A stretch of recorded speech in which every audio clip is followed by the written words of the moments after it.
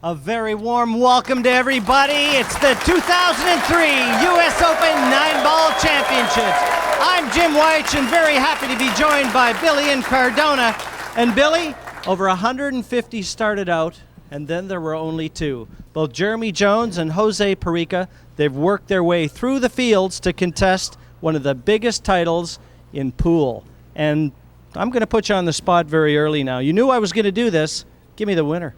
Well, you always put me on the spot, Jim, but there's a reason why Jeremy Jones and Jose Parica are the only two players left in the tournament. You know what that is? Well, simply, they have played the best. All week long, Jones and Parica have played the best 9-ball in the world, and they deserve to be here. So to give you a winner right here, it's kind of unfair for me to do that right now. Let these two guys decide on the table who will take home the U.S. Open trophy. Very well said. Well, I know the players are waiting. We've got a packed house here in the conference center in Chesapeake, and there's no point in holding this up any longer. Let's pass it over to the best-dressed man right now in Chesapeake, your MC, Scott Smith. Thank you, Jim Weich. Thank you, Billy Incardona. Good evening, ladies and gentlemen. Once again, welcome to the 28th edition of the United States Open 9-Ball Championships. You're tuned to Billiard Club Network. At this time, we'd like to introduce our officials for this evening's final matchup. Our official rack girl is Miss Tasha Phipps. Can we have a hand for Tasha Phipps, please? Thank you. And our ring card girl for this event is Miss Heather Evans. Heather Evans, thank you. And on the radar gun, Mr. Carmine Sardo. Give a hand for Carmine Sardo, please. Thank you. At this time, we'd like to introduce our last two players. Before we start, we'd like to remind you of the format. It is a race to 11 games, double elimination, with the exception of the finals. It is a single race to 11 games. The gentleman coming through the one-loss side, his record is erased, and we'll introduce him first. Coming from the one-loss side, he is player representative for Remax Pros, sponsored on tour by the Falcon Q Tour. Ladies and gentlemen, a former #1 ranked player in the world on the Camel Series. He holds 3 world titles, the first in a long line of great players to come over from the Republic of the Philippines. Please welcome the leader of the invasion, Jose Parica. Thank you. Yeah.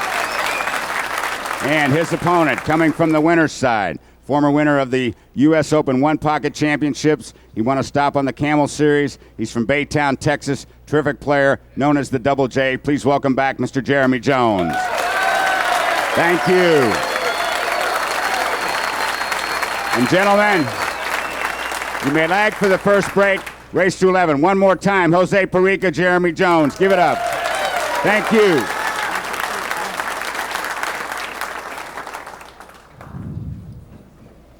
The lag. This is it, the final. This is what they all came to see. Today, they will crown the 2003 U.S. Open 9-Ball champion.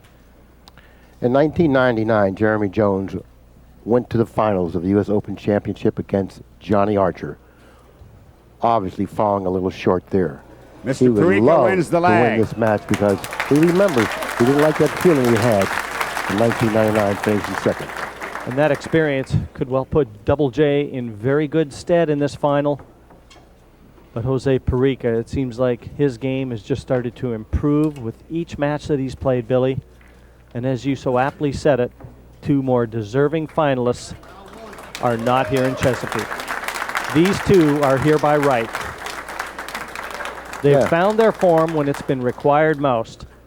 And that's Heather Evans. She's our card girl. We'll be seeing lots of her tonight. That's surprising that you mentioned her name after you used the word form. They their form, and then, well, anyways, yes, 150 players came here on a mission. 148 of them didn't complete it, but the mission has to be completed, and one of these 2 will be the one to complete the mission. And you put me on the spot down there. You asked me who I'd choose, or how I would choose, which I didn't choose either player. Who do you like to win this tournament? I like the man breaking right now, and I don't mind coming off the fence.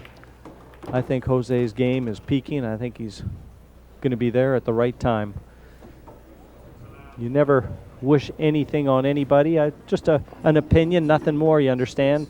Jeremy Jones, a very good friend of mine, but I've just got a funny feeling that this might be Jose Parica's event.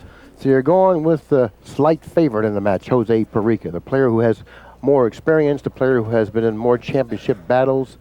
Former world champion. Former world champion, a few times I might add. So you're going with him, oh yeah, you're going out on the limb. I'm going out on a limb. Okay. Anyways, Parica pocketing the 1 on the break, shooting the 2 in the side. 3 is positioned up table near the upper left-hand corner. He'll softly roll the 2 in to gain position for the 3. The balls are lying pretty nicely on the table here, Jim. The 4 and the 5 are on the left side of the table. As you can see, the 4 next to the 8 near the left-hand side pocket. The 5 underneath the 4, adjacent to the 9. The 6 ball is the ball to the right of the red 3. The 7 near the bottom or the right side rail. This is a big opportunity for Jose right now. You know both these players' nerve endings have to be tingling a little bit. And the one that can establish a little bit of a lead in the early going, it's going to put them in good stead as this final winds down to a conclusion. I like what he just did there. He accepted the long, testy shot on the 4, showing me that he has the confidence in his ball pocketing ability. Oh, he ran into the 8 that was frozen on the side rail, and now the cue ball is snookered behind the 8. And Jose is going to have to figure a way out of here. No problem contacting this 5 ball, leaving it safe. Well, that's another matter. Easy strike off the side cushion here.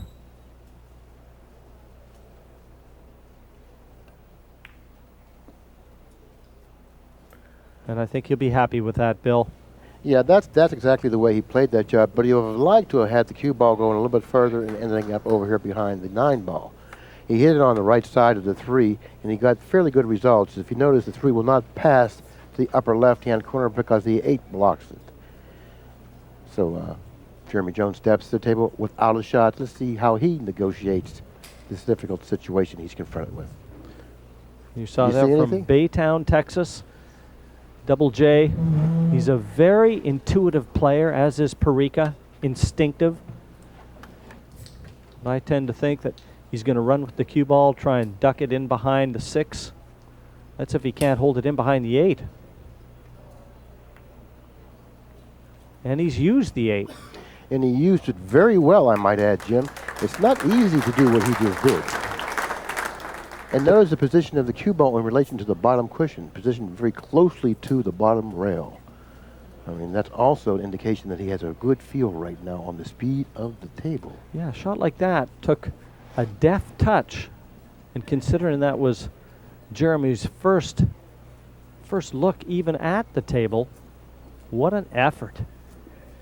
Is that going to be an indication of the way things are going to go? There's Scott, the shot smith, they call him. He's been overseeing proceedings, sorry, Billy, overseeing things here all week, and he's going to keep a close watch on this final. Now, Parica is in a very difficult situation. He would like to cut the 5 ball thinly this way, getting this type of reaction off the cue ball up this way, if possible. But this shot requires the thinnest of hits. It's a very, very difficult shot to execute. He would like the cue ball to end up on the same side of the table that it's on now. He's having a look just to see if the 5-8 might offer a combination into the corner pocket. They don't look a million miles away. That's just how much trouble that Jeremy has him in. Now, if he shoots the shot that I diagrammed, Jim, chances are this is the type of action that he's going to get 1, 2, and into the 9 with the cue ball. That's what figures to happen if he shoots that shot. But he's obviously not going that route. He's going to try to back kick it with some speed. And as I said, that's just how good the shot from Jeremy Jones was. Cue ball in hand to Double J. Now he's going to be able to lay that white right in behind this 5 ball and just knock it in the corner pocket. Yeah, he should position the ball exactly where he's positioning it, behind the 5 in the only available pocket, at a slight angle. And the reason he's putting it on that slight angle, then he'll naturally go toward the green 6. he'll use a slight elevation, but not enough to diminish the accuracy, because he can't afford to do that in the early going here. He must win this first game, especially after getting this great opportunity. And it was Parica that had the first look in with the balls in the open. But it appears now that it's going to be Jeremy Jones that's going to have the last laugh in the opening rack. As we said, it's a race to 11, 30 grand on offer for the U.S. Open champion, and 15,000 will be taken home by the runner-up.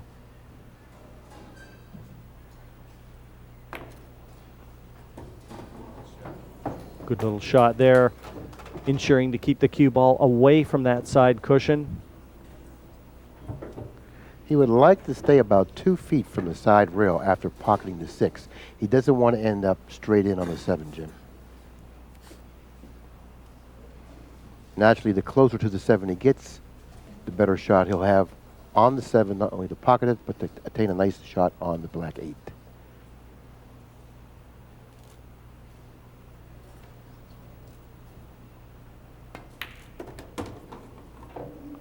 Well, he's left himself plenty of angle, Bill. Yes, he certainly has.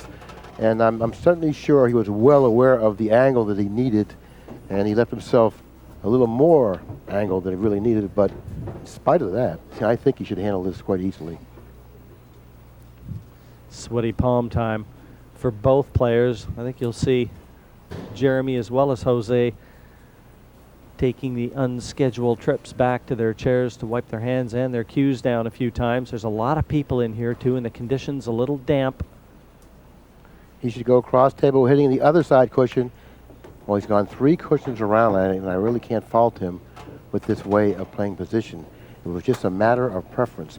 Possibly that shot even may have laid a little more natural than going straight across table. Looks like he can just knock this in and float it back. It's going to come very close to the 9. Yeah, but he has a slight angle, Jim, so therefore you'll see him draw the cue ball back with a nice soft stroke, allowing the backspin of the cue ball to take. He won't hit this very hard.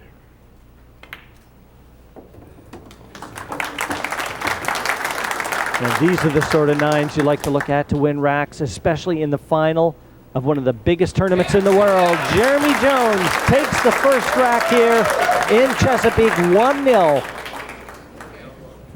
Always good and helps to settle the nerves. Double J off the mark. I like to make mention of pocketing the 9 on the break, Jim. 4 times on the featured table in this tournament, the 9 ball has been pocketed on the break. And each time it has fallen in off the break, a $500 reward actually is given to the player that has broken the balls to pocket the 9. Exactly right. We've had Rodolfo Luat, Francisco Bustamante, Mika Immonen, and Earl Strickland all took home an extra $500. You're right. Those are the only players that have pocketed the 9 on the break all week long on the featured table. But it's worth it, because if you can do it, you pick up 500 cold hard cash. Yes, you do. That's a sponsorship bonus on offer by the Billiard Club Network. You saw Jeremy just leaning that one into the pocket, and he says, everybody just stop right there. That 2's over the pocket, and that'll do nicely. Very quickly, the balls are lying fairly nicely over the table. The 3 ball over here and the 4 ball here. I don't know if the 4 will pass into this pocket because of the position of the 8. But the area that he wants to end up in is he wants to pocket the 2, drag the cue ball down this area right here, because he noticed the 4 is on the other side of the table, so he needs an angle. And the line I just drew was a line of the natural path the cue ball should take.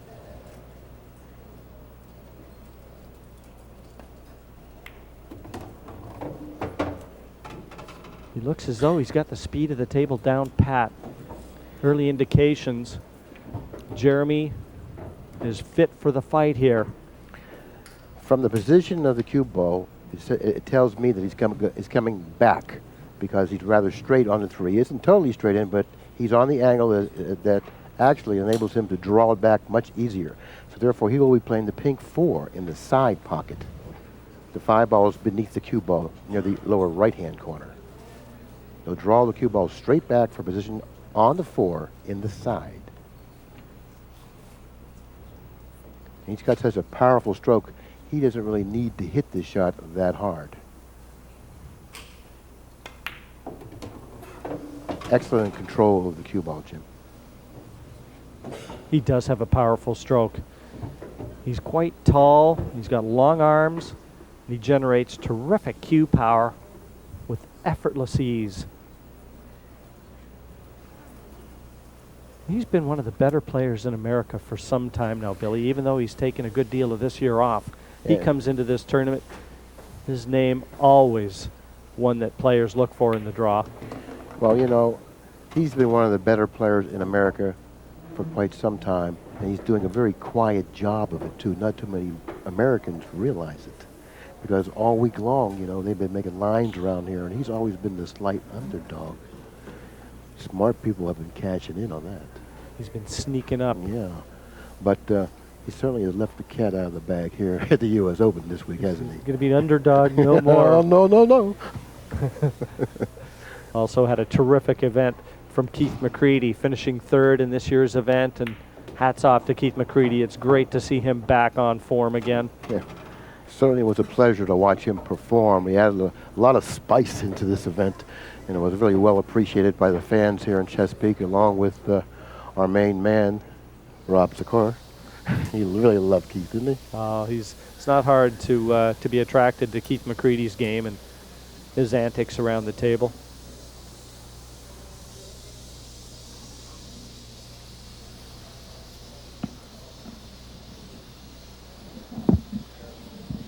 Jeremy just eyeing up the straight six, so it might be just drawn it back. Oh, he's had a little angle.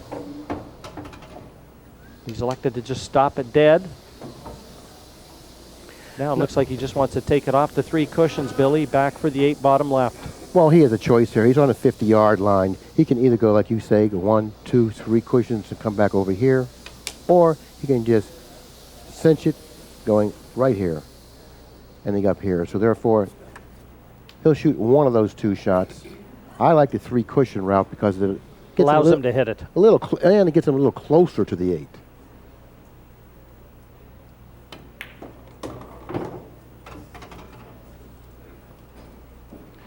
And again, he's got the speed of the table down. You can see he wanted to be straight on this 8, and he's very close. And that's a very good point you brought up. You got the speed of the table down. You can afford to do a little extra traveling with the white ball if you feel that you know the speed of the table and you have it under control. Evidently, he feels that way. The results speak for itself.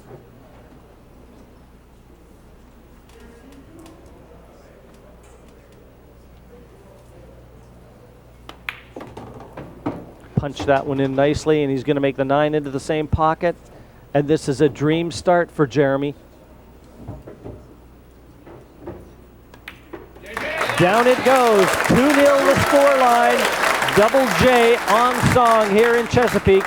It's the final of the U.S. Open 9-ball championships, and Jones dictating the pace in the early going.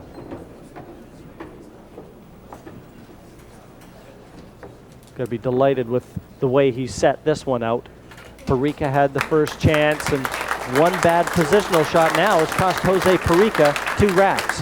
And you really have to be impressed with the way Jeremy Jones has handled himself on the table, you know, in terms of speed, confidence, and ball pocketing, and he's done everything he's been asked to do, and quite effortlessly, I might add.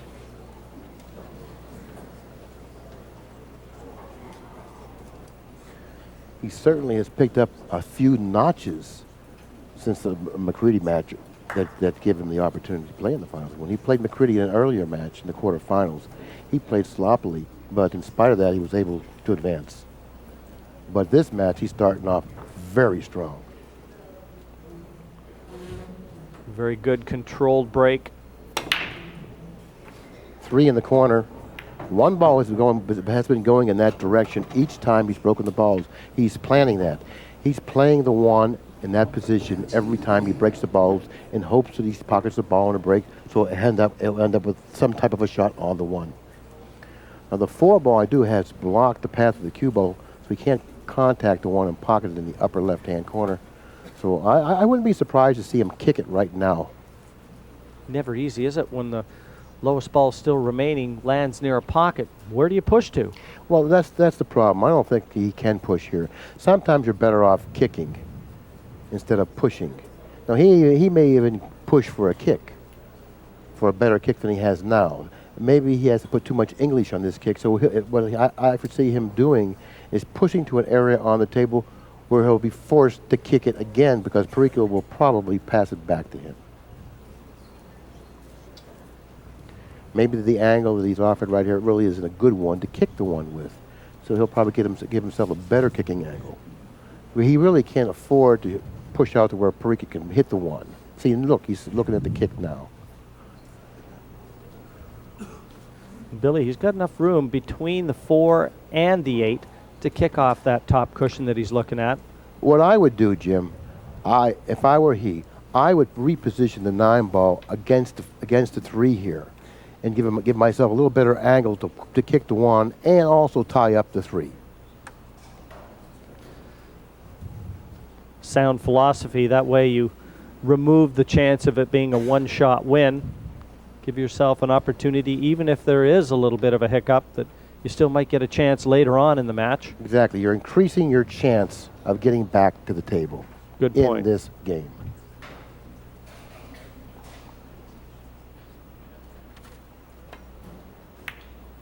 But if you kick that accurately, Jim, I would kick. If it's broke, don't fix it. Has he lined the 9 up here? It looks awfully close. The 3 ball does block a portion of that pocket. I think Jeremy's mannerism there pretty much said it all. He thinks that 1-9 is set into the corner pocket, and that is bad luck. Mind you, he's still got to strike that 1 perfectly to get it by the 7. Yeah, it's really a hopeless feeling when you play perfectly and lose. And that's what we just saw him do. Well, there you go. It was set, Billy. Unlucky for Jeremy Jones, but Parica capitalizes. 2 racks to 1. Jose will be breaking off in rack number 4. Jones couldn't possibly have legislated for that. Jose was delighted to see the 1-9 combination after trailing and falling behind quickly 2-0. Stepping to the table to see it just about an automatic win was something that he was just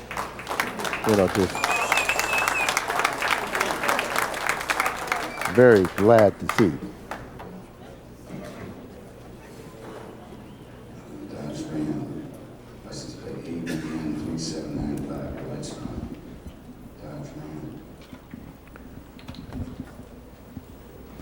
Jose now, he's seen how successful Jeremy has been from this side of the table, so he wants to try and stay there too. See what he can do. Rack 4.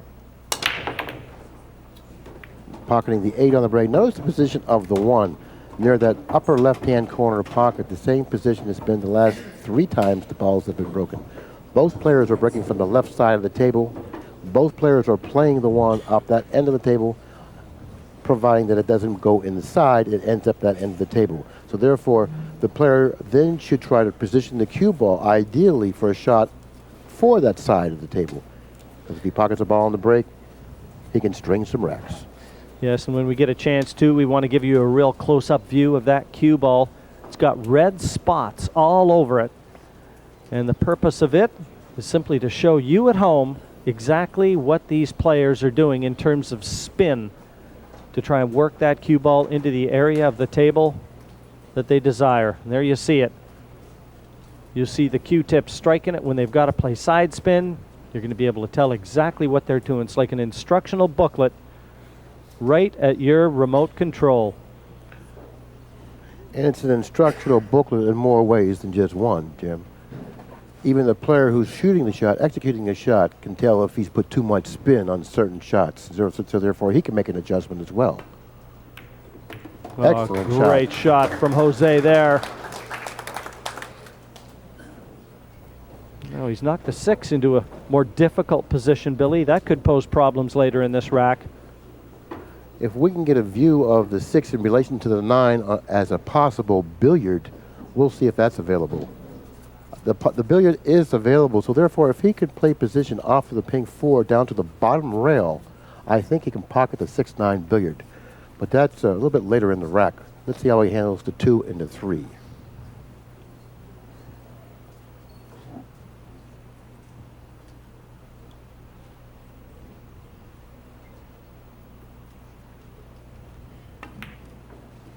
Excellent speed of the cue ball, hitting it perfectly in the center of the pocket, Jim.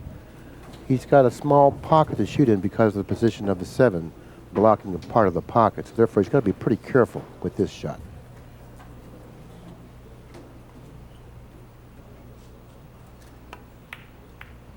Well, he decided to play the combination. Okay, now he has a decision to make. Right now, he must make it. Do I play for the angle to drop on the other side of the 6, playing the 6 in the lower left-hand corner, or do I attain the angle off the 4 to drop to this end of the table to play the billiard? That's the decision he has to make right now. Billy, I think the fact that he's played the combination there is pretty much clear-cut how he's going to attack this. I think he's going to play the 6 into the opposite corner pocket. He's looking at the billiard that you alluded to, but it almost looked to me like that ball would have passed. And by playing the combination, you see it's very easy to drop onto the 6 here. Why take a chance? Well, if the billiard is too... Well, what he tried to do was brush the 6. I don't agree with that. But who am I to disagree with the man left, one of the only 2 undefeated players left in the tournament? Well, I have to apologize. I thought he was playing the 6 after this. I thought that was the 5. It was, in fact, the 3. So now the 4. And he's had a look at the billiard from the bottom area. And if he can draw this, if he's got the angle to draw straight back, he'll play the 6 into the bottom left corner. Well, that tells me that he didn't like the billiard because he was in perfect line on the 4, the pocket of the 4, up the upper left-hand corner, drawing the cue ball very nicely. Back down table for position for the billiard. He didn't like the billiard. He liked your shot. Well, that worked out well. Double kissing the 9 and leaving it into the corner pocket. This is going to square things up. No danger, not even left-handed for Parica here. 9 down, and the scoreline level at 2 racks apiece. Jose Parica and Jeremy Jones. Not a lot to choose from between them. Well, this is the type of match that I really enjoy watching, Jim. I don't really like the one player stringing a lot of racks. I know it's kind of exciting, but it really isn't suspenseful. I like each player winning a couple games, the other player coming back. That way the pressure's always on the players on the table. And I enjoy watching players under pressure, particularly if they can perform. Well, Jose just paid Jeremy Jones back by completing a break and clearance. And now, if he can do it again, he's going to see his first lead in this final.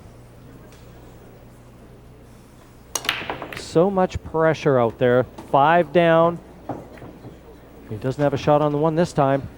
Well, he got the unfortunate kiss off the cue ball. That's why the cue ball ended up on this side of the table. As you remember, when they break the balls, the 1 takes this route and usually ends up around over here. So therefore, the cue ball then should be positioned over here or over here. And the reason it's in the position that it's in now because he got an unfortunate kiss.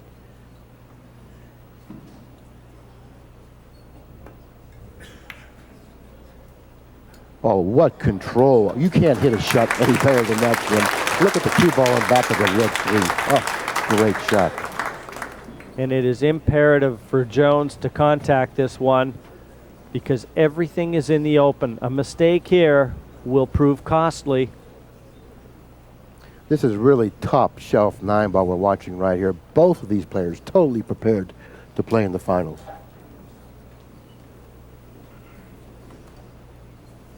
And this is going to take some negotiating to escape this trap. Difficult to tell if he's got that side cushion that he's eyeing up right now. He's certainly going to have to spin the cue ball if he does. And it's really not a large target sitting alone, all alone in the center of the table. If he misses it going in, there's no chance of him hitting it coming back out, which makes it a smaller target. So therefore, he must perform here, or he's going to get Parica ball in hand. And as well as the balls are placed over the table, ball in hand right here is disastrous. It looks that's the way he's going to take it, Billy. Up the side cushion. Not much room for error. And again, likely to be playing this with a bit of speed. And likely that he did play with a bit of speed. Look at this. A possible 2-9 combination. I tell you, this is great stuff right here we're watching. when you hit it that flush, who would begrudge a little bit of luck coming your way? He hit the one ball so square, Jim. You know, no question about it. He was very accurate with the kick. He deserved to get a little bit lucky. Not much emotion from the Parica camp there. Just crossed his arms, ho-hum. Another day at the office. And now the 2-9, Bill. That looks to be one option. The 2 doesn't pass the 9, so if he doesn't attack the 2-9 combination, but he could play it with a little bit of safety in mind, too. Yeah, that's the problem with this shot, Jim. He may play too safe and miss the 9 to try to reposition the cue ball over here. Well, he didn't miss it. The 9 down, and Jones back in front, 3-2. And it was a terrific escape and Fluke 1 that allowed him to capture that 9. This is quite an impressive performance by both of these players, I might add. Both of these players. You know, each player has been asked, you know, to perform when given the opportunity, and they haven't let us down. I mean, they've shown us some really strong 9-ball up to this point. Firing rockets at each other right now. Yes, they are. This is going to be a test of will here. And who's going to give in to whom? Which character is going to break first? Because neither one of them are making any mistakes.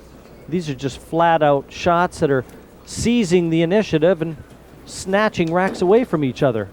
And I know you've been in situations similar to this where it's really so competitive. It's just a test of will. And sometimes you say to yourself, I refuse to give it. He's playing great, but I'm going to play better. You just start digging in. You know that it's going to be tough. One of the more accurate things I was ever told in my career, Billy, and you see the 1 going down off the break there for Jeremy, but I don't think he's got a shot on the 2. A fellow once told me the best way to prepare for a match is to prepare as though you're ready for the deciding, for the hill match. Go into the match as though you're ready for that 21st rack. That way you always will be prepared for pressure and knowing how to respond to the challenge. Take a look at where the 2 ball is very closely positioned to the lower right-hand corner. 3 ball on the other side of the table in back of the pink.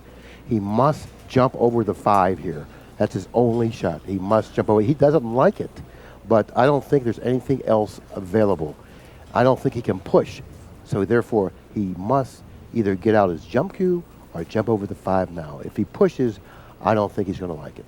Second time in the match that Jeremy has been snookered on the lowest ball remaining, and it's ended up near a pocket and almost takes away the push. And the kick shot here obviously on, but that would be fraught with danger.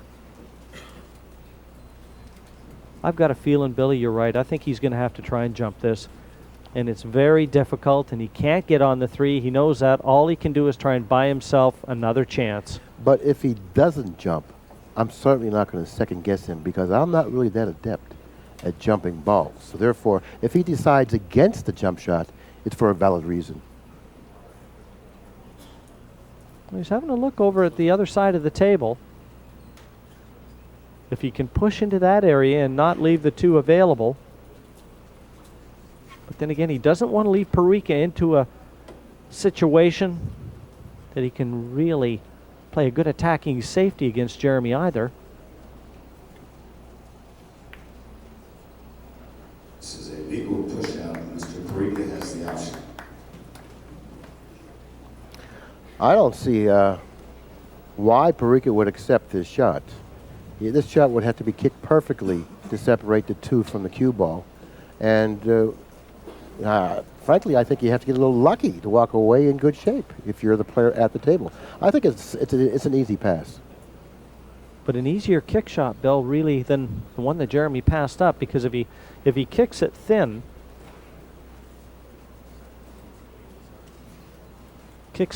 into this area and catches it thin here so that the cue ball comes back in here, he might bump that 2 just up the cushion, and that could work out. Well, I'm sure he factored it into his thinking before he chose to shoot this shot. The problem he had was, would I rather jump over the 5 or would I rather kick from this position? That was the problem he had to discuss with himself. And the answer to it was, I'd rather kick from this position. So therefore, since he made that choice, let's see how well he does with it. Well, that again would be assuming that the 2 is not touching that cushion. That would help him if it wasn't, but it's, you see what he's looking at. He is thinking exactly along the lines that I said. Exactly. He's actually thinking kicking 2 cushions softly, probably, so the cue ball comes back here.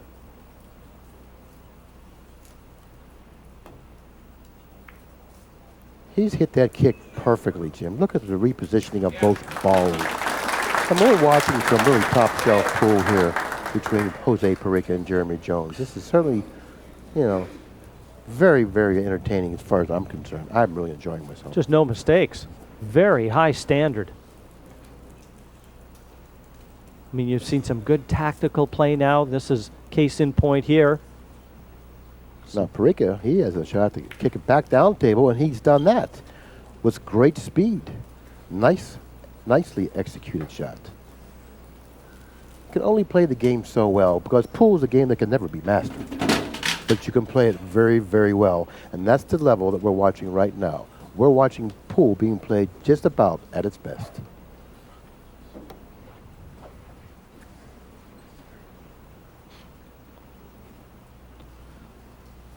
Not really a position from which Double J can attack Parica. So again, nothing more than containment, even though that 2, a thin cut on that 2 is available. Doesn't offer position to the 3, so why take the risks if there's no rewards? Now here's a gamble here. I'm going to take a gamble and call this shot. I like spinning 2 cushions deeply into here and sending the cue ball over here. I don't know what he has in mind, but I think that's available. See, he tried to do that, but he hit the 2 ball too thick. That's the first really mishit shot that Jones has made in this match. I can tell you he got away with it, Billy. We're right down the line on this. And Jose, even the way that he came out of his chair, pretty much confirmed what we already knew. But Jeremy hit that, as you said. He tried to do precisely what you alluded to on the telestrator. He just caught it too thick. He hit it soft, and he really got more deflection from the cue ball than he anticipated. That's why he hit it as thickly as he did. Now, Parica's looking to jump over the 5.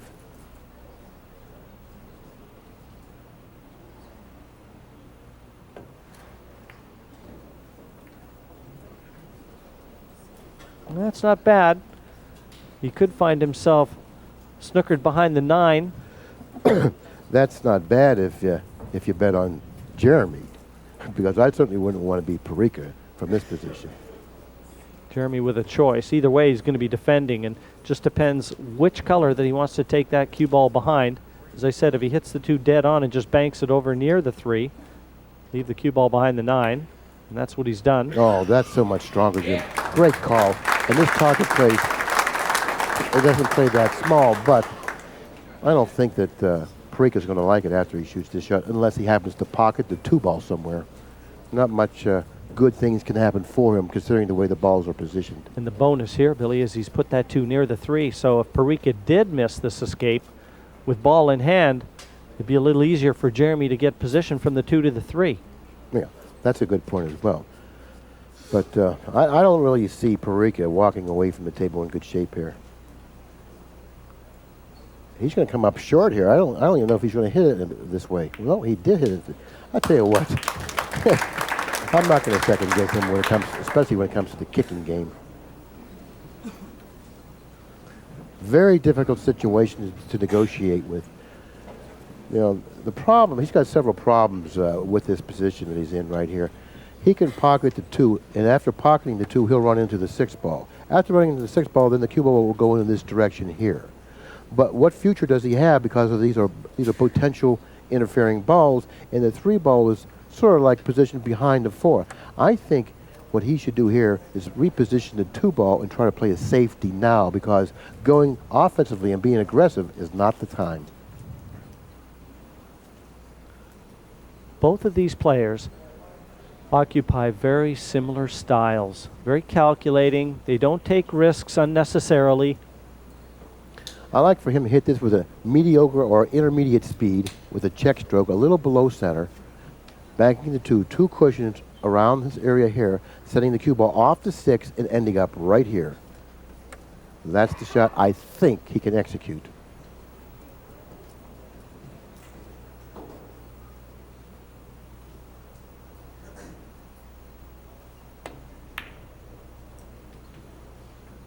He shot a shot very similar to the one I described, but he didn't use the 6. But he certainly had good speed at the blue 2. I was just going to say he controlled the 2 ball perfectly, though. But he's let Parica see it. See, I would have cut the 2 a little more, and in doing that, the 2 ball would have ended up further to the left. And then the cue ball would have brushed the 6 and ended up somewhere in this area here. But he saw it a different way, but he hit it the way he knew he could control the blue 2. So therefore, no fault in his way of thinking. Absolutely not.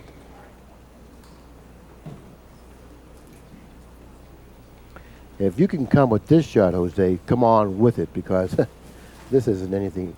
Matter of fact, he can't even hit the 2 ball and bank it to his right. The 9 ball is blocking the path that he needs to take to do that. So therefore, he doesn't even have that option. Well, Jose eyes this one up. We'll quickly acknowledge one of our sponsors, Siegel's Unlimited Cues and Accessories. Mike Siegel, former U.S. Open champion there, now making cues and cases. And look at this from Jose Parica. But again, it's not provided an opening. But he had the intelligence to understand that he didn't have anything, so he went for the pocket. And it was an extremely difficult shot to go for, but he didn't have anything else. So therefore, he didn't try to duck and to manufacture something that was not even a possibility. He went for the pocket. He got rewarded for it. And another one of our tournament sponsors this year, Limb Saver, manufactured by Sims Vibration Laboratories and Jelco Entertainment, makers of the new PlayStation and Xbox video pool game, World Championship Pool. Now, this is a type of a shot that plays much better with the pencil than it does when you're at the table. Matter of fact, this particular shot, you have very little success when you're at the table. But here in the booth, we have a lot more success. That's what he has to do here. It's a very difficult shot to execute. Let's see how well he does with it. Put all his eggs in one basket there, playing it very slowly. It was the only way he was going to maintain position on that 3. The only danger was at the speed he had to play the 2. If it wasn't going to go in, it was always going to be over the pocket. But the 3 is in such a horrible position on the table. The 4 is a big ball for Parica, that is. Not going to be easy for Jeremy to get shape here. Not going to be easy at all. And if he goes back, he runs the risk of ending up behind a ball, possibly the 4, possibly the 7, you know. And I like how he's thinking here. What he's thinking about is it possible for me to draw back off the blue 2, going toward the 4, brushing the 4, knocking the 4 away, you know, ensuring myself of some kind of a shot on the 3. He's not going to hit it with the speed that he's going to get stuck behind the 4. I think that's the smart way of playing this shot. Hit it with the speed that if you happen to hit the pink ball, you remove it from that area of the table, and then you'll come up with a shot on the 3. If you don't hit the pink ball, you'll still come up with a shot in terms of being able to hit the 3. He's got plenty of cue power. Let's watch it spin. Now, see, that's dangerous. He has to hit that perfectly. And he may have. That was a lot to ask of himself. That was dangerous, Billy. I thought he was going to play the shot again that you illustrated. You have to have a lot of confidence in your game to play the shot in the fashion that he just played it, the way he played it, because there really wasn't any margin for error. So that just tells me, and I'm certainly sure you'll agree with this, that he is feeling really good about his game right now. Without doubt. We saw it in the early stages here. He's played a couple shots that have required a very deft touch. And he just again showed us he's got the speed of this table down pat. This is perfect too. He can draw right back in behind the 5 off that side cushion.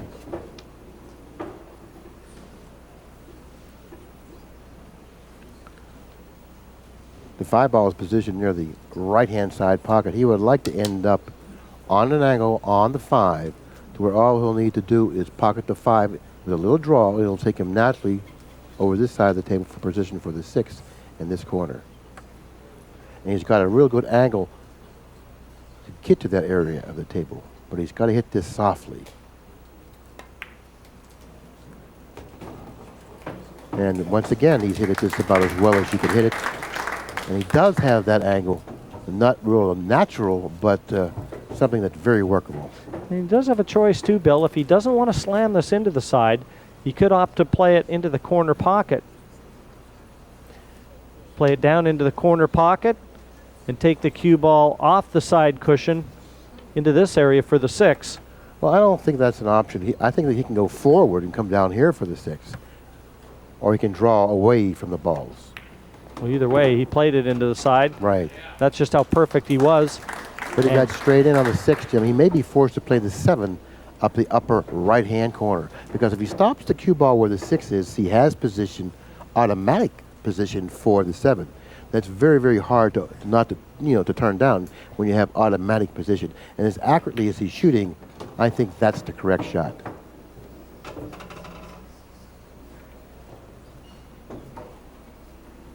The long straight 7. He can just stop the cue ball there if he chooses and play the 9 into the side or follow through, play it into the corner. He's looking all business in the ring here right now. Well, and that's the way he manages his life as well. He's all business regardless of what he does. He likes to play golf. He likes to play poker. He likes to do a lot of things, and he treats them all the same way, all business-like.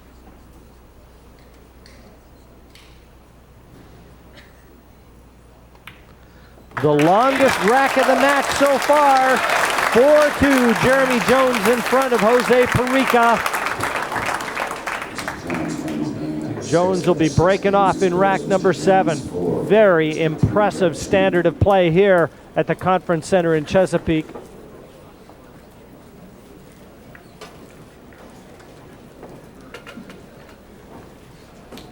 Jeremy put in a little time. I saw him on the outside tables practicing before coming out here onto the main stage. And obviously that practice has put him in good stead. Yes, it has. He's a very, articulate player. Takes his time and makes sure he does everything he needs to do. Very meticulous, looks over everything. All set to wind it up. Rack 7, wing ball down. Notice the position of the 1 once again. And he's got a shot again. He's playing position on the 1, Jim.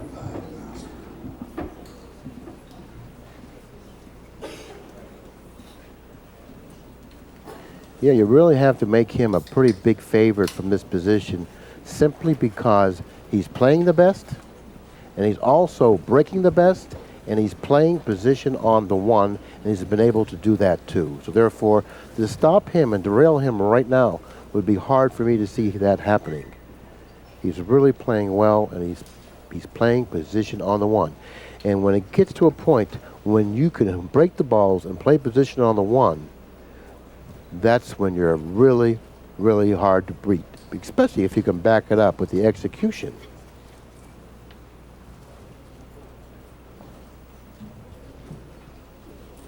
He's going to have to end up with an angle on the 2. Any angle will suffice there, but he must end up with an angle considering the position of the 3 ball, position on the end rail near the diamond.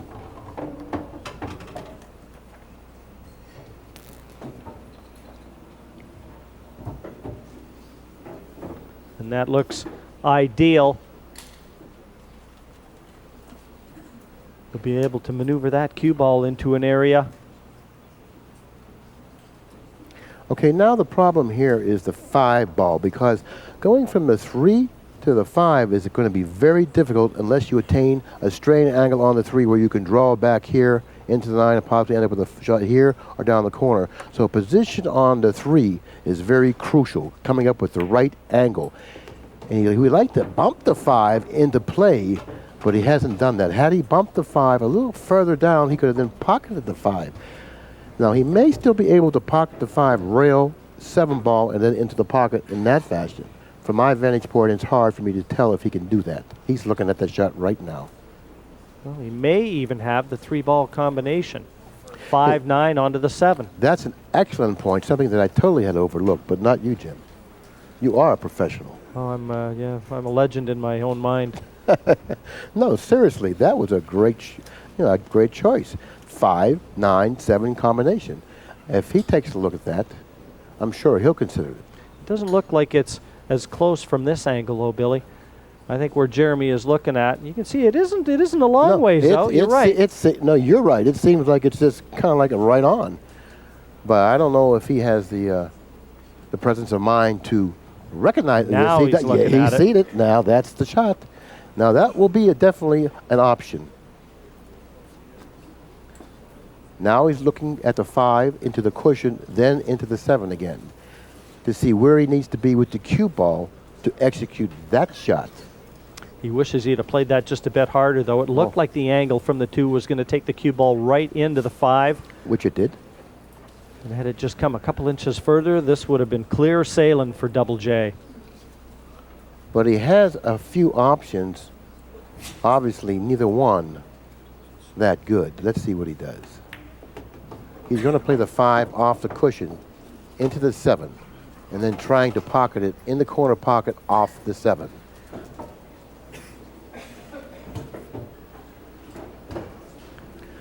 This shot, I think, plays better with a high ball. It gives the object ball a little backspin. And when the object ball has a little bit of a backspin turn after contacting the 7, better chance that it has of going into the pocket. But the position of the 6, I don't know if he can afford to hit it with a high ball. I mean, because he has to play position for the 6 if he's able to put down the 5.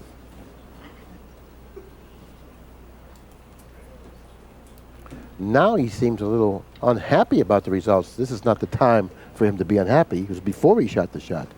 You have to make that decision, if you like it or not, before you shoot it. Because evidently, this is where he wanted to be. This is what he played for. Exactly right. He's having a long look at it. Maybe he should have thought it out a little bit more. I'm not sure this is available. Is he playing the 9? No, that's the shot he chose. And he went back with the cue ball, and now he's found himself a little out of line on the 6. To make matters even worse, the 7 came down and blocked the side pocket. So now he's going to either be forced to bank it cross-eyed or play some sort of a safety.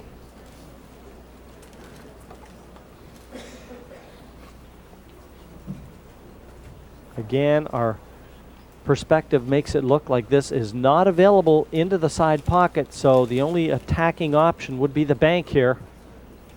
And he may not even have the bank unless he hits it with a soft speed, allowing the turn of the ball to take effect off that side rail, lengthening it out, but I think it's kind of short. From the angle that I'm looking at, it looks like if he banks it, it's going to come short. So therefore, he has to spin the 6 ball, and he needs a little extra spin by hitting it softly. He'll get a little more spin on the 6, which will grab on that side rail a bit more. But then he runs the risk, if he misses it, he'll definitely lose the game. Well, it's a bank shot. We'll know it's in before Jeremy. And it's there. Yeah, and it was the beautiful shot. Center of the pocket. Like I said, Jim, the reason that these 2 players are the only players left in the tournament, quite simply, these 2 players are the ones that have been playing the best 9-ball all week long. They deserve to be here. The 2 best players this week are the ones contesting the U.S. Open Championship. And one of them will get the green jacket. And what an accomplishment for either of these 2 players if they're able to go on to win the U.S. Open Championship. What an accomplishment. And if this is any indication of how well Jeremy's going to be playing for the remainder of the match, I think he's the guy that's going to be slipping on that green jacket. It's going to be a long night for Jose Parica. Billy, you already mentioned that Jeremy Jones was a loser in 1999 to Johnny Archer in the final, so he knows what it takes to get here, and now he knows what it takes to go one step further.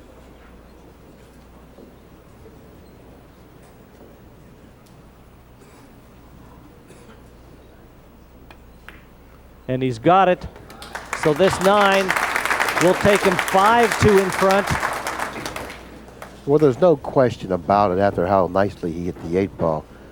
Not that the question hasn't been answered before, but he's so comfortable. And he has a high level of confidence right now in his game. And it's certainly reflecting in his play.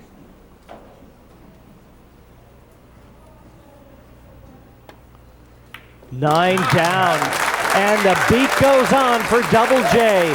He now leads Jose Parica 5-2 in the race to 11. Number 7 now leads the match 5 games to 2. Now, this is the same score that Parica was ahead of McCready in the last match, 5-2. When McCready came back at him and took 4 in a row. That's exactly right. But Jeremy Jones is a different player. And Jeremy Jones is in a different zone right now. Yeah, he's in one of those zones we rarely get into. And when you get into this type of a zone, look at that, a very clear indication. 9-4-4 for Jeremy Jones. Well, that says it all. 8-4-2 for Parica, and that is the reason he enjoys a 5-2 advantage. And I think what's really impressive is how many balls has Jeremy pocketed in this match. Double J, all set to wind it up now. Rack number 8. Notice the position of the 1 once again. Once again, near the side, near that corner pocket. But this time, Jim, he didn't make a ball on the break, and he played position for his opponent, Jose Parica. And the scoreline 5-2 in favor of Jones. And that's the first time that he has really failed off the break and turned it over to Parica. And just under 20 miles an hour, 19.5 his break speed index. Now, this shot has to be hit accurately and with an inside ball. And sometimes it's pretty difficult to hit a cut shot and hit it thinly and softly with an inside ball. And this is what he needs to do. He needs to cut the 1 in with left-hand English softly so he spins over this way and doesn't leave this side rail very far, because if he does, he'll find himself behind the 4.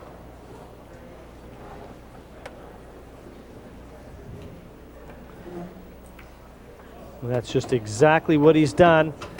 And if he misses that 5, and I'm not sure he has, look at Parica. That's what I was talking about. It had to be hit softly, because if you don't hit it softly, you run the risk of getting behind. I said the 4, but it's the orange 5 that he's behind. Right now, Billy, he couldn't buy a roll in a bakery shop. Well, I'll tell you what. You know, when you're behind 5-2, you really don't want to hit shots softly, because you decrease the accuracy. What you really want to do is make sure you pocket the ball. More emphasis that time was put on pocketing the ball opposed to controlling the cue ball. He thought it was a fair trade-off in that instance, but evidently it wasn't. Well, we want to welcome into our commentary position the promoter of this prestigious event, and a man that is probably walking around with his chest out, and rightfully so, Barry Berman. Barry, just a fantastic job again this year. You must be so proud of your staff and everything that you've accomplished. Well, thank you, Jimmy and Billy. I just naturally feel so great, and what a wonderful crowd we have tonight, and it's going to be an honor to have another an 18th U.S. Open champion of the 28 years, a new champion, and a new one in that. Well, it's so difficult for players to repeat because of the strong fields that you're getting down here, you know? Well, Billy, like you said, it's been 13 years, 12 years. 1989 and 90, Nick Varner repeated. And since then, no one has, not even the mighty Earl. Well, once again, Parica flukes the 7 after kicking it the 3. And guess what? No clear-cut advantage to the 3. No, right now, Jeremy looks like he's got the upper hand. He looks like he's really in a zone. He's totally focused. He's emotionless. But Parica does have a shot on the 2, and it's not an easy one, because he's going to have to elevate here, Jim, unless he goes forward and hits the 3 off the cue ball. I don't see him doing that. I see him elevating here. Look, but he's looking to go forward, because the way he put his cue stick on the table, he probably said to himself, if I pocket the 2 and go forward, where will I hit the 3? He increases the accuracy of the shot by going forward. He decreases the accuracy of the shot by elevating. He can't afford not to pocket the 2. What a tough shot this is when you're down 5-2. A real test of cueing here. See, did you see? He went into the 3.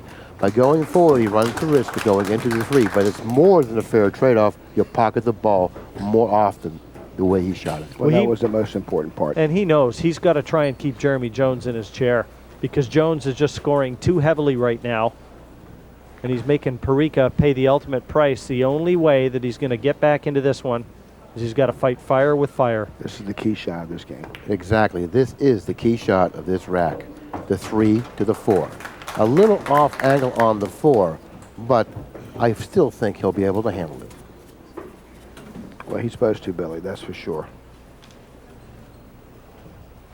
No, Jeremy came in second in 99, and boy, oh boy, does he want this. He wants the big plaque.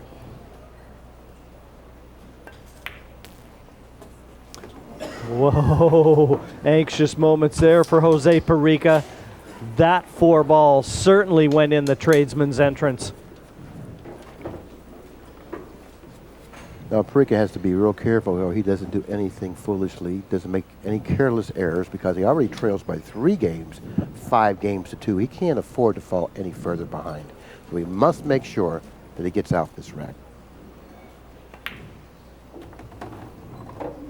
Right now, Billy, no reason why he shouldn't. No, he has an option here. And if I were he, how I would play the shot would be pocketing the 6 with a low right ball going into this cushion and then drawing it back over here. He actually increases the accuracy of the shot by hitting it with that speed. Let's see how he plays it.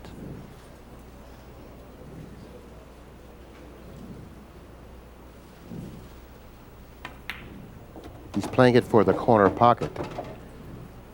Billy, I didn't want to prove you wrong, but I thought he was going to play for the corner pocket. I mean, you know, you play a little bit better than I do. I don't know if I do or not, Barry. That's not what you were saying last night, Barry. Barry. Last night, don't mind me. I didn't really mean what I said last night.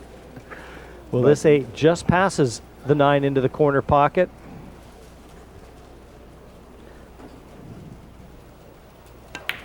Billy, I think he got in too much trouble going the other way because, you know, you come up short, he had no pocket. That was, it was a difficult shot. And this 9 imperative for Parica. Down it goes, and Jose Parica pulls one back. 5-3, Jeremy Jones over Parica in the race to 11. Scores Mr. Jones 5, Mr. Parica 3. Well, I'll tell you what, Barry, this is some beautifully played 9 ball we're watching here between Jones and Parica. You know, I'm curious particularly the way Jones has been executing. I'm curious to know what the Accu-Stats score is right now. Well, he was almost a full point ahead of Jose Parica last time it was shown. Jones was batting about a 940, which is actually 944 if my memory serves me correctly, and Parica was around 840, 842 to be precise. And here come the new numbers right here. And there's the endorsement of that 944 that you mentioned, and you were precisely right, 944, Parica 893. Now, world-class speed is around 850, is that right? Jose Parica all set now. Rack number 9, he wants it at his mercy. Oh, he got lucky there. He leads 5-3. And Billy, I'm sorry, just to address your point, world-class speed is about 850. 850. That's where Parica's hovering around world-class speed, slightly above, and Jones is 100 points over world-class speed. And you don't often see a player get beat when he's averaging something around 940. No, you're really playing some top-notch pool when you're averaging 940. If you get beat averaging 940, I don't know, you have to feel pretty like it was an injustice that it happened, because I don't like to get beat when I play my best game. You know, that's probably why they're both here right now. Looks at 893 and 944. I mean, come on. Just a real high standard. It's tough to get much better than that, especially on tough, beautiful diamond tables. No, Billy and I were talking about that earlier, Barry. They're here because they deserve to be here. And you're absolutely right. And Billy, you did the right thing, not picking a winner. You did. You can't. It's just too close to call. This is a very difficult shot to execute. Very difficult, considering the position of the 3. Billy, Jim was putting you on the limb there earlier tonight, and, you know, you did this smart thing. You know, I always knew you were smart. Well, it's about time I get this smart. I mean, you deserve that credit. I mean, no, he asked you. He says, well, who do you pick, and what's? Let's be fair, Barry. Billy doesn't pick a winner very often. I can always count on you, Jim. I'll go to you for advice. Mike, I'm glad you're Hey, here. Billy, maybe you should start playing pool again, since you're not doing good that would really be disastrous. in the booth. Jose Parica right now looks like a bulldog chewing on a hornet. I think this is a very big game. It's a huge game. Jimmy, what do you think? Well, Jeremy Jones can stem the comeback bid by Jose Parica. It's going to be a psychological blow, Barry. That shot was a difficult one to execute, hitting it with the speed that he hit it with. Notice the results, just about as good as you could hit it in terms of coming up with a shot on the 3. And he got the roll. I mean, you know, he got a very fortunate roll. You know, it's really, not to take anything away from Jose Parica, great player. But, you know, to win this tournament, you know, it's grueling. And I think maybe age may have a factor over, you know, even though they say age over youth over experience, or, you know, it's experience over youth. You know, it's a grueling week. Well, Jose's about 54 years old. That's the age we've been given, even though he looks like he could be 34. Yeah. And Double J, I think, is mid-30s. So if age is proving a factor here, this event, with all the players that come out bidding for the championship, at times can turn into a war of attrition. I think the big factor here is the man at the table. He's been playing flawlessly. Age or whatever, youth, age, say what you want. But when you play the caliber of speed and the type of game that he's showing us he can play, it's going to be very, very difficult to beat, whether you're 22 or 82. I don't understand, you know, how you can beat this kind of stuff. Shooting 944 before this inning and making 2 real good shots already in this rack. What's that, Billy? He missed maybe 1 or 2 balls? Well, it's just how nicely he's been playing the game. He's been playing the game the way it's supposed to be played, doing everything he's been asked to do, and doing it effortlessly. Has he had an unforced error? Could be the first one coming. No, he leaves himself a long 5, but this is a tough one. Much more difficult than he would have liked. You know, you talk about doing what is asked of you, and Johnny Archer was saying to me earlier in the week, the difference between winners and losers is winners just get out when they're supposed to. That's all it takes. Just be consistent and don't make the unforced errors. You know, you're exactly right, and that's going to be the determining factor of this tournament. And that's spoken by a champion, a former world champion and U.S. Open champion, Johnny Archer. This isn't the type of a shot that I would like to be shooting, but if I were he, I'd be feeling a lot better because he's been playing just beautifully. I look for him to pocket this 5 ball, not only pocket it, but pocket it cleanly. This shot will tell a story.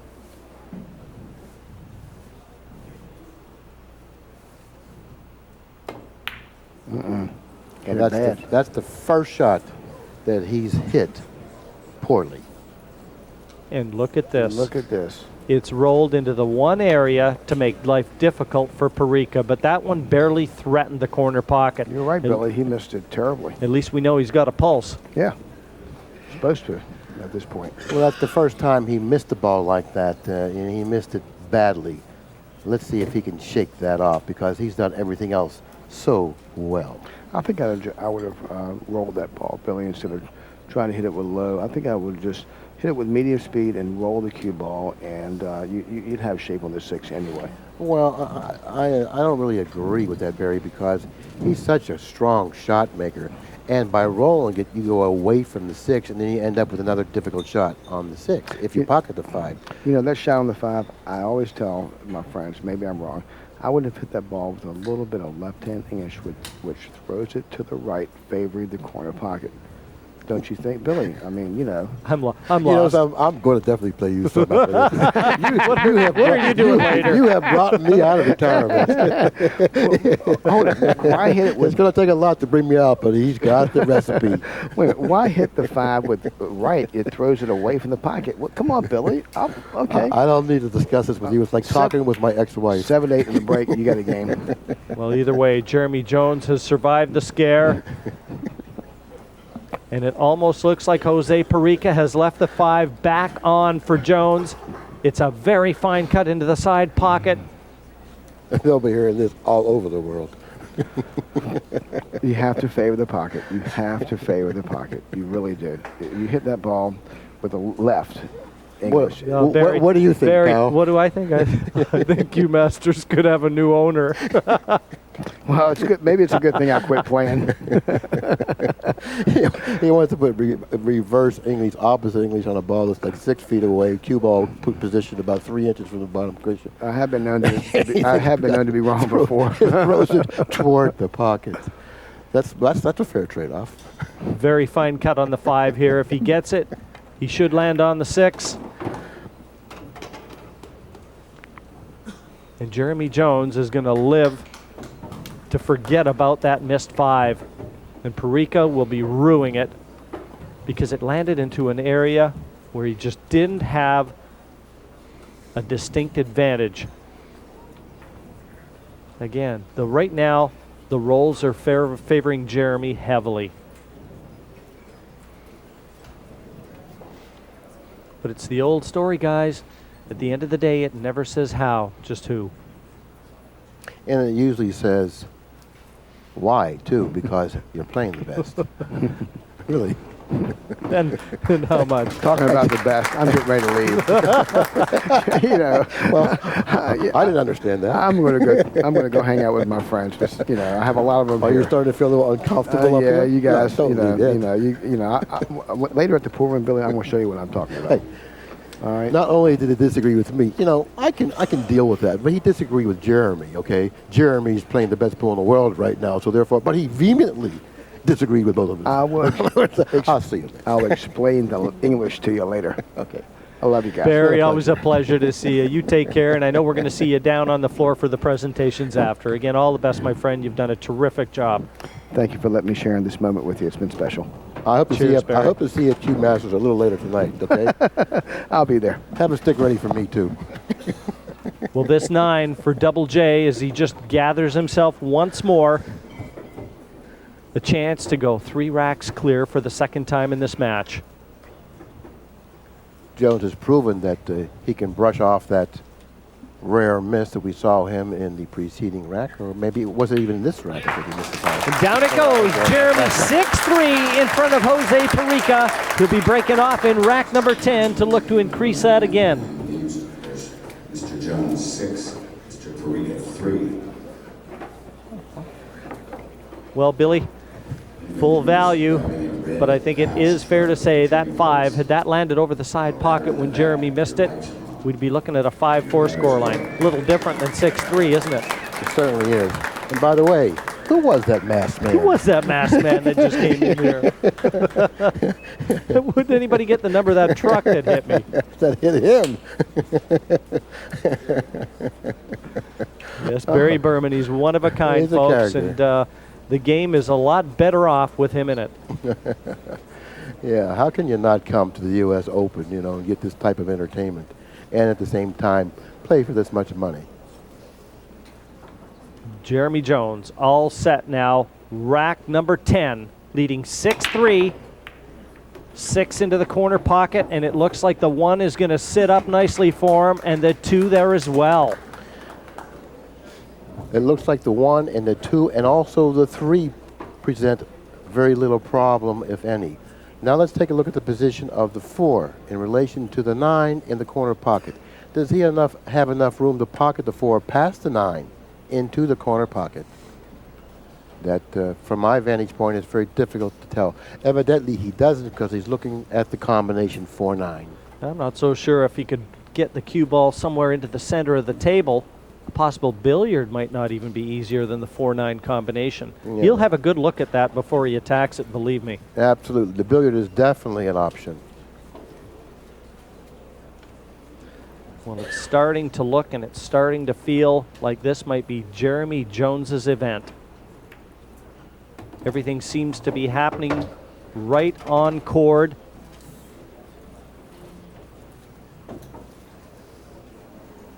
Jeremy will just want to get this back over the left-hand side of the table to attack that 3 down the left cushion. And again, it's going to be very easy for him to position that cue ball somewhere around the middle to attack the billiard 4-9. I think it all lies on where he gets on the 3. If he gets the angle to drop nicely for the combination, that may be enough to persuade him to play the position for the combination. If he ends up rather flat on the 3, then he'll be forced to play position for the billiard. But I think what he's trying to do, Jim, I think he's trying to attain the angle to drop over cross table for the combination. And you know, Billy, even if he does, if he ends up with lots of angle here and he can take that cue ball down toward the 4 and the 9, who's to say he might not try and get that cue ball into an area where he might be able to develop the 4? Well, he definitely played the angle to go cross table with the cue ball because he left himself a fairly severe angle on the 3, which certainly shows me that he wants to go cross table. Now, if he goes back with the cue ball, you know he's playing position for the combination. Now he's looking at the shot you described, Jim. He's looking at, well, what happens if I go in toward the 4 and the 9? A lot of good things can happen for me. Well, what's my best chance of pocketing the 3? Hitting with what speed and with what English? Look, that's the shot he chose, going toward the 4 and the 9. A lot of good things could happen, particularly if he hits it with the good speed that he hit it with. And he looks like he's very straight on this 4 up to the corner pocket, and he's going to be able to just follow through and land right on the 5. Good choice. Good shot selection from Jones there. Are you saying that because he agreed with your option? No, you know, he just, to me, he's taken all the difficulties out of the equations. He's given himself every chance to succeed. Like you say, the speed that he played that, Billy, not a lot could have gone wrong. That's exactly right, and I was just fooling with you a little bit. But your assessment was very clearly the right one. It was a very good assessment of what he should do and why he should do it. Jeremy, obviously very sweaty palms. He's going back for powder. Every odd shot. Just wants to keep that cue flowing smoothly through that bridge hand.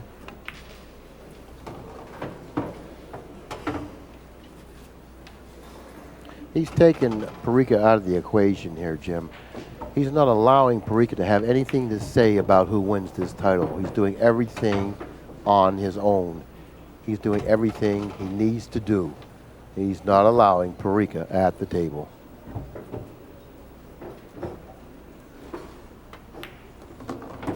And this 9 will afford him a 7-3 advantage. Just a little more powder in the towel, composing yourself, focusing yourself, and gathering that concentration for the ball that's going to put pay to every other one. Really, it really has been an awesome performance by Jones up to this point, especially when you consider it's the U.S. Open Finals. The 9's there, and Jeremy Jones now 7-3 in front of Jose Parica in the race to 11. And we'll have a very short break, and I think what you're going to see is a gentleman by the name of David Hodges come out and show you a revolutionary new product known as Quick Clean. And he's going to clean up the table, do a little bit of greenskeeping, if you will. Does he think he'll clean the table as well as Jeremy's been cleaning it? A very comfortable lead for Jeremy Jones right now, 7-3. Possibly this short intermission, this short break, may change things. Hopefully for Parica, they will. The break couldn't have come at a better time for Jose Parica, because Jeremy Jones is doing precious little wrong. He's been playing position on the 1. The 1 will end up probably somewhere around where he's standing right now after the balls are broken. Jeremy breaks off now in rack number 11, 7-3 the lead. And as has been the case so often here, looks like he may have a shot on the lowest one still remaining. The 1 down, he's got the 2 into the side. Billy, I'm sorry, you were saying about how he's been getting that 1 into the side pocket? No, I was saying how he's been repositioning the 1 up the other end of the table and playing landing position on it, for absolutely yes, right. That's what he's been doing. This time he pocketed the 1 in the side pocket. Every other break, the 1 has fallen short of the side and then coming off the side rail toward that upper left-hand corner. But he's been playing position for the 1. And now he pocketed the 1 on the side. He has to shoot the 2. This is a tough shot because of the position of the 4. He really can't afford to hit this real hard because the cue ball will be going in this line here, and the 4 is over here. So therefore, he has hit this softly, and this is going to be a very difficult shot to execute unless he takes another route, which I didn't think was available, and evidently it possibly may not have been because he ran into the 9. So therefore, that particular shot that he had played very difficultly. And he tried to create an angle which maybe wasn't there. But again, a sign of the confidence of Jeremy Jones to slam that one into the side pocket when he was cueing right near the cushion. Now, what do you do here? This is a very difficult situation. It looks like from the angles that he's left with here, if he tries to cut the 4 into the corner pocket, he will then come off the cushion and maybe go toward the side. So therefore, now look, he's elevating a little bit. He may go into the 7 if he hits the 4 thinly.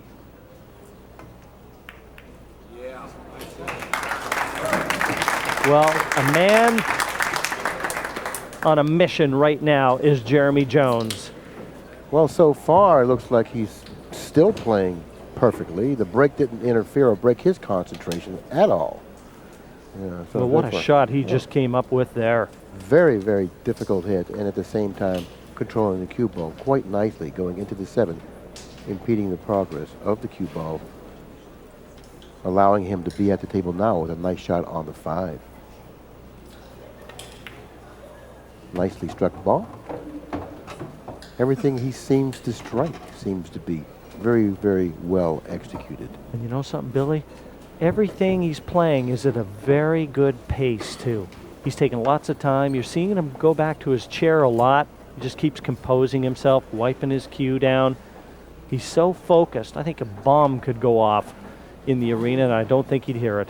You know, I've seen him play a lot of pool, and this is exactly the pace that he enjoys playing with right here. So therefore, he's playing his game. And when you consider all the pressures that are out there, you would think it would take him out of his game. No, not tonight. He's really relishing this. He's playing his game and really playing it. He is dishing up a real treat of world-class 9-ball for everyone to see right now. And this 9 is going to take him to 8-3. What a confident player he is. Playing the game the way it's supposed to be played, in the way he knows how to play it.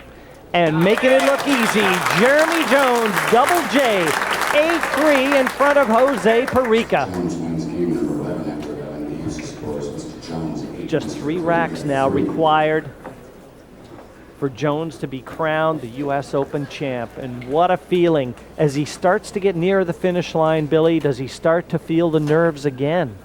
I don't think so. No, I really don't think so. It's like anything else. When you're playing as well as he's playing, it doesn't matter what you're playing, golf, tennis, baseball, football, you're going to complete it. You're going to go all the way and play the same speed because he's, like you said before, in the zone. And so far, nothing's been able to distract him. And the longer he plays, the better he plays, and the bigger lead he attains. He's accruing a big lead right now. Jones breaks off in rack number 12. And as you notice, once again, he's playing position for the 1. 1 ball constantly, consistently down this end of the table around there. And 2 ball on the opposite side of the table, actually. And how many times has Jeremy knocked the 1 ball into this corner pocket? 8-3 the lead he currently enjoys. If he's played better, I've never seen it, and I've had the chance to watch Jeremy many, many times in the past in Mosconi Cup action where he's represented Team USA, and this is the best pool of his life. He'll go with 1 cushion, 2 cushions, and then come over here for the 2. That's the way he'll play this shot because he doesn't want to run the risk of scratching in the side pocket. Just want to thank one of our tournament sponsors, Q-Tech Cues. Serious cues for serious players, and Earl Strickland, one of their player representatives, he was here in full force again, and always a player to watch. But Strickland will not be wearing the U.S. Open crown for 2003 this year, though he's won it 5 times, unprecedented. Okay, what he's trying to do right now is determine where he needs to be on the 5 to drop for the 6-9 problem. Because that's what it is. It's a problem, considering the position of the 7 it certainly takes away all possible combination possibilities. So therefore, he needs to solve the problem before he shoots the 5. He has to solve it off the 4. Because off the 4, he'll be attaining the angle that he needs to have on the 5 to drop for wherever part of the table he needs to drop to for the 6. So actually, he really has to think 3 balls to hit here, because he has to come off the 3, get the angle that he needs on the 4 to drop for the angle that he desperately needs on the 5 to get to the problem. And he does have a problem with the 6 and the 9. And I'm kind of curious to see how he handles it. It's going to be all about the angle that he leaves himself on this 5. He's already weighing up where he'd like to leave that cue ball. Now he can come down here and possibly play the combination, but that's not much margin for error there. He needs a bit of an angle here, and he doesn't have much. Now from this position he's left himself in, it looks like he wants to go forward. I would take a look at coming back here, around here, because he can then cut the 6 into the 9 playing the combination. I would definitely consider coming back here.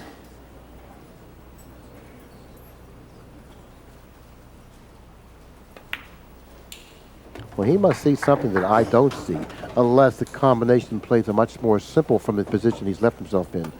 I don't know. He doesn't seem... I don't know if he's gone far enough. You saw him raise his hands almost in despair. But has he left himself enough of the 6 to be able to make the combination? You know, I don't really think that he has. I don't think that he's gone far enough up table to allow him to hit the part of the 6 he needs to hit to pocket the combination. Well, now he's eyeing it up. Possibly he was just a little disconcerted because he left that cue ball so near the cushion, but watch the 9. Yeah. There it goes again. Jeremy Jones slots a beat up on his side of the score sheet. 9-3 now the lead, and it's turning into a mountain in front of Jose Parica. Well, Billy, is there any way back for Jose? Well, there may be a way back, providing that he can get out of the chair with an opportunity, but Jeremy hasn't allowed that to happen, at least not up to this point in the match. Jose has made a few appearances, but not many. And the few that he's made, it seems like when he's come to the table, Jeremy Jones still with a very high rating, 944 compared to Parica's 839. And if Jones can maintain that pace, little doubt that he is going to be crowned the new champion. Jeremy all set to break now, rack 13. 9-3 in front. There goes the 1 up near the corner. It's gone in, and the 2 is going to sit pretty for him. Well, once again, it just looks like an instant replay, but he did pocket the 1 this time. He was fortunate enough for the 2 ball to come down this end of the table, ending up in the position that it's ended up in. Now he's taking a look at the 3, where he needs to be to pocket the 3, because he lays rather flat on the 2. With the angle that he has right now, he doesn't figure to get much cue ball movement. So he's going to try to go to a position on the table where he figures he can get to relatively easy, to see if that will suffice in playing position from the 3 to the 4. $30,000 awaits the winner here, $15,000 to the runner-up. A total prize fund of $125 grand in this year's event, the 28th annual U.S. Open 9-ball championship. Now he would like to hit the 3 ball with the speed that will increase the accuracy of the shot. But if he does that, it may be a little bit too hard. But he should use the 9 to stop the progress of the cue ball by using the bottom cushion, pocketing the 3 with the speed that will increase the accuracy going into the 9. He would like to hit, if he hits the 9, he doesn't want to hit this side of the 9. He wants to hit this side of the 9, sending him in this direction for position for the 4 ball. Well, that's the shot. And that's what Jeremy's going to be trying to do. Contact the 9 after pocketing the 3 here to hold position to the 4. Yeah, and he hit the other side of the 9, then the cue ball will win a skew up table away from the 4. He's playing too good right now and is using real good judgment. He realized what he had to do, and once again, he did it. That cue is like a magic wand in his hand. And he just keeps pulling rabbits out of hats. You can see the pattern. He's going to play position for the 6 in the side. That offers him natural position for the 7. But of course, he can also come up table if the side pocket plays too small, and if the angle that he has left himself put on the 5 suggests that he really can't hold the cue ball for the 6 in the side, then you'll see him go up table playing position for the 6 in the same pocket. He would like to attain the straight angle on the 6 if he plays it in the corner.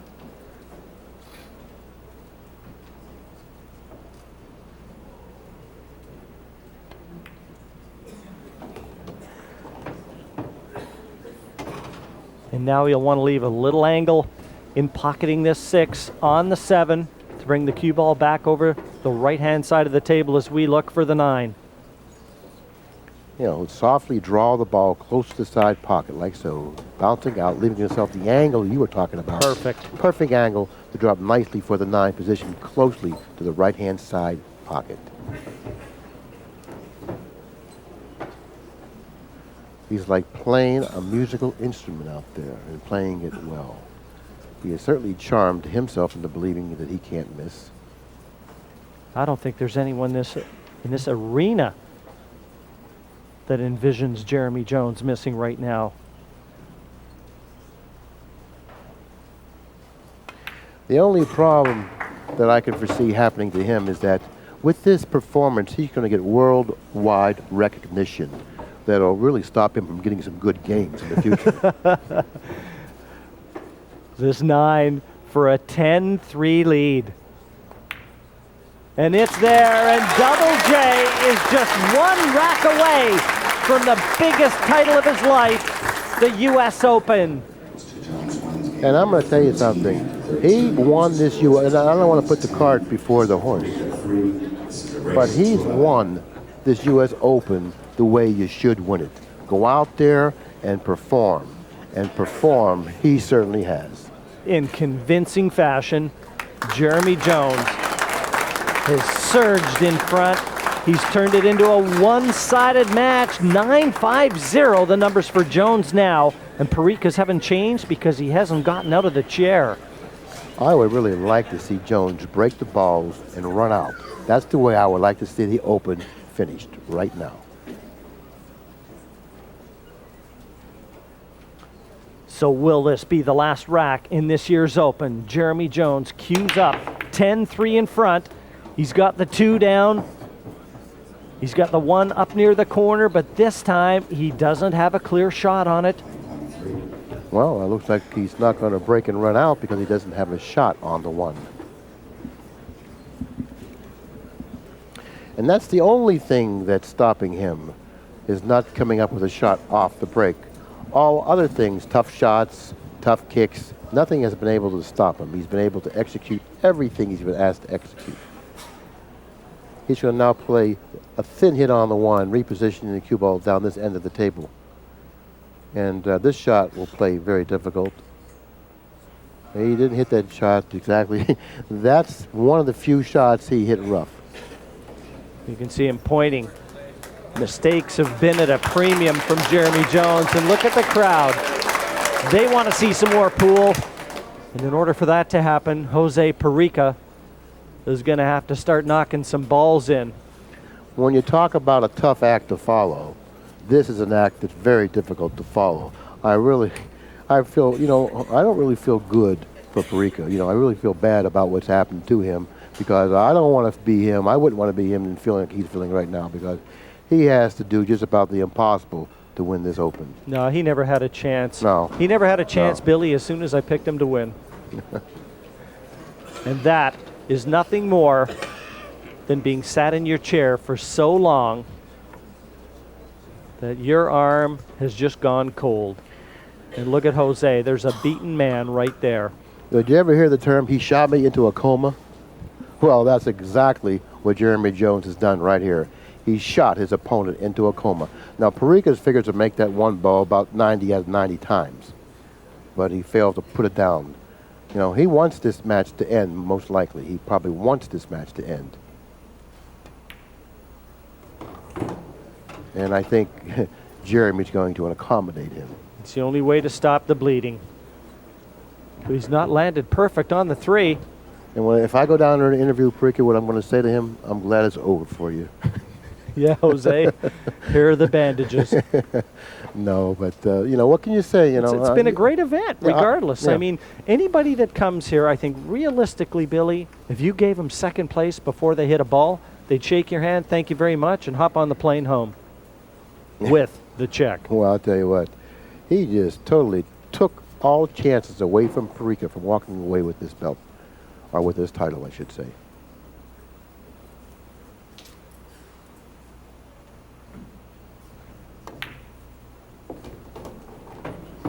Well, he tried to take the cue ball between 7 and 8.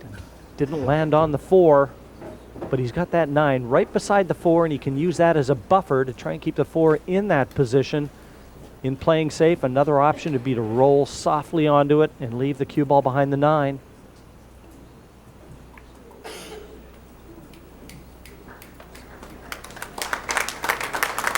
Well, he knows this won't be difficult to escape. And if Jose has enough of this bottom cushion, he could play this and draw that cue ball back off the cushion and hold it in behind the 9.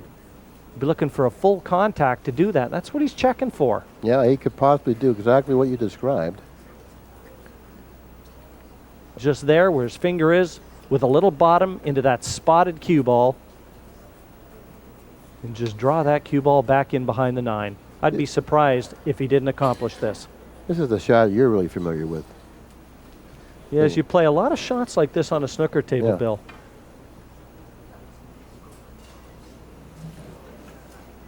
A good thick hit on the 4 ball will allow him to utilize that backspin that he's going to be putting on the cue ball. It'll give it time to take. Oh, I didn't expect him to play it so hard. Yeah, he hit it too hard, and that's certainly another indication that he wants it over with. You don't hit that shot with that speed. No, not at way. all. No way. No way. And he knows that, you know. And you know that, and I know that. Now, is this going to be the beginning of the end? Because this 4 is available, I think, for Jeremy. At least I think it's available. Well, I don't know. It looks pretty close to me, and he's taking another look at it. It looks like it may be, and he's taking another look at it. I wouldn't be surprised to see him take another look at it. No, he was looking for a full contact on the 5, and he didn't get it. But he only can do what he can do. I think that he hit the only part of the 4 he could hit, and probably got the maximum from his effort. He was looking to get a little more fortunate with it, maybe possibly pushing the 5 in front of the pocket. That didn't happen, but no fault of his.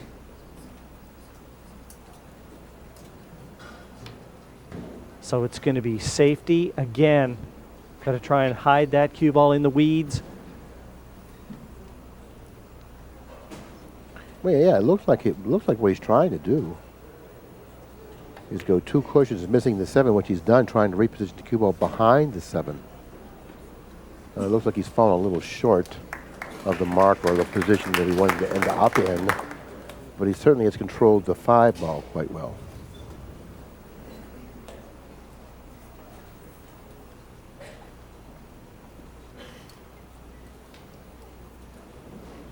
Now, would Jose just throw caution to the wind and try and bank this? I don't know if it's even bankable. It's even bankable. I don't know. Yes, that 8 could be taking the corner pocket away. Right. And in fact, it is. So scratch that theory. He may try to elevate with a little spin and try to dig deeply behind the 5, but that shot play is very difficult.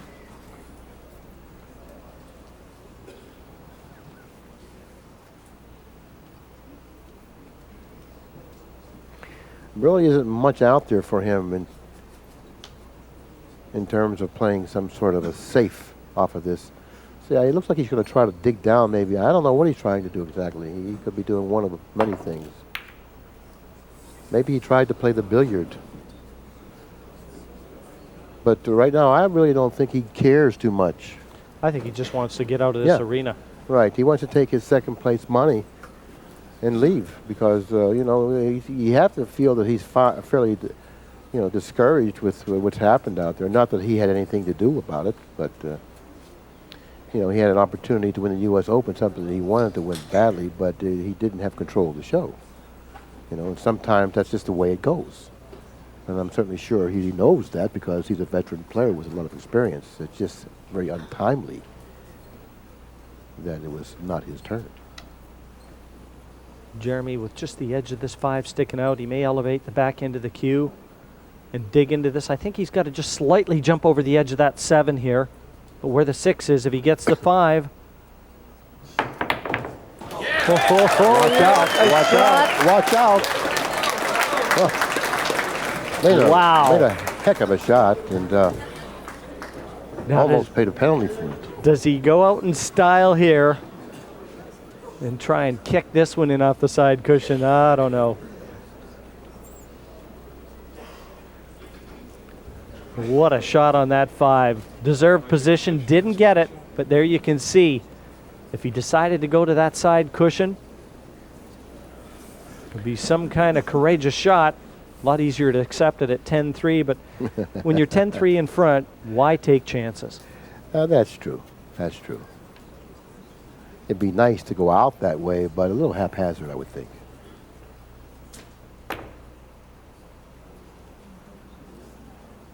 He kind of like caught part of the point in the side pocket, slowing up the speed of the 6 ball. I don't know whether Jose can get through to this 6, maybe just enough to try and slice it in. And why would we think that he wouldn't be trying this? At 10-3, as I said, the loser's stroke pretty much employed here by Parica, and not meant in a negative fashion. That just means you might as well let the back arm go now. What have you got to lose? At 10-3, you're virtually playing for respectability.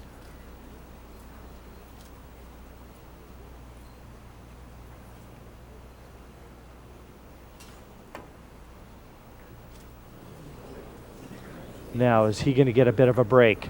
Yes, he is. And I think that he doesn't want to get the break. Is it too little, too late? I feel it's safe to say that. Well, everyone in attendance here, they want to see a little bit more pool.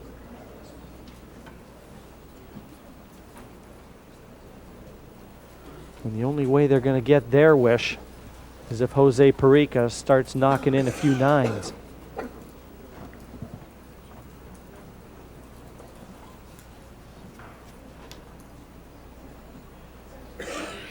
He's going to be kicking at this regardless. Most likely off the cushion nearest the bottom end of your picture with a lot of spin. And you'll see it on this cue ball with the spots.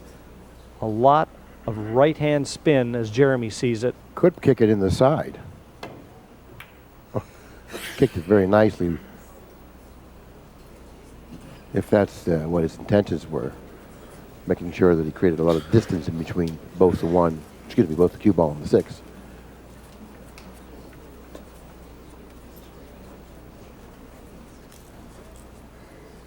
Just one rack win away from the title is Jeremy Jones.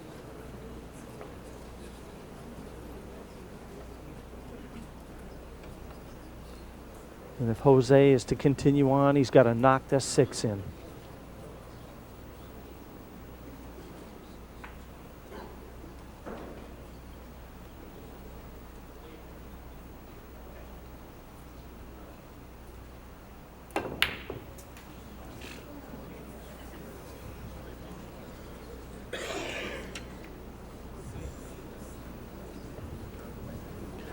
Well, I think that Parica will not make another appearance at the table. I'm not positively certain of it, but I think that he won't make another appearance at the table. I feel that Jeremy really wants to put this away because if he does, he certainly won't lose any dignity on that other ball that he missed. Whispers going through the crowd. I think everyone's sensing that the end is near. If Double J knocks in this 6,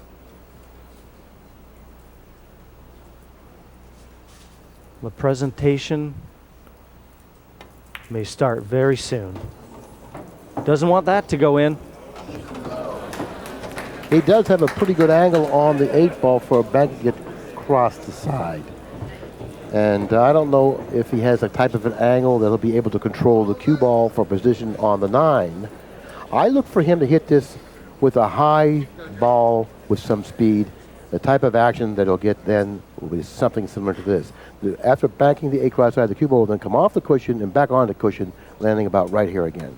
Listen to the roar if he gets it. No, he obviously opted to go this route, and he's fallen a little short of the mark. Now, you know, he can play nice, simple safety from this position, but I don't think we're going to see him do that. What I think we're going to see him do is bank the 1 to his left, underneath him, where he's going to be standing. I think that's the way he wants to go out. In a blaze of glory. But if he can't reach it comfortably, he may change his mind. But I think if he can reach it, he's going to look to bank it. Here we go, folks. The bank on the 9 for the U.S. Open Championship. And it's there. Or is it? Oh, don't anybody breathe. Look at Jeremy Jones. Jose Parica is saying, what's he doing bouncing on the floor?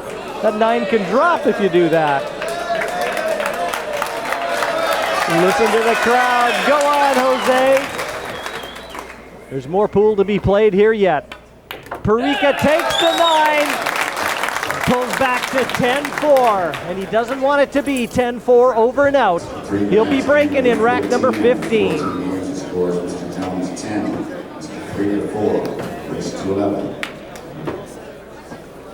Well, Billy, that brought the crowd off their seats. I think everyone thought that 9 was in. I thought it was in. And I don't think Jose Parica was too happy about Jeremy Jones bouncing around at that end of the table with the 9 sitting on the edge of the pocket. No.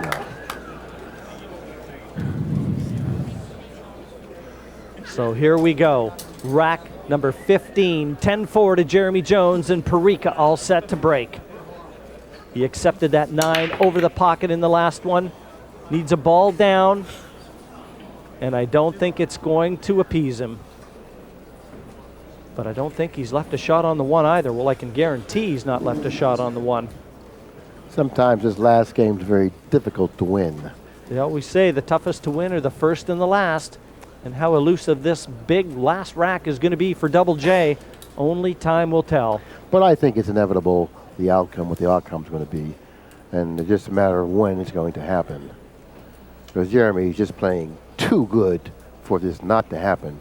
And I don't really foresee Parica stringing a lot of racks because no one all week long, if you remember, has strung racks on this table. I think 2 or 3 is the most we've seen all week long.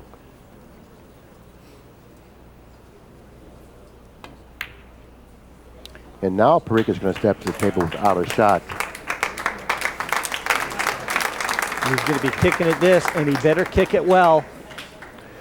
Because, sorry, Billy, everything's in the open.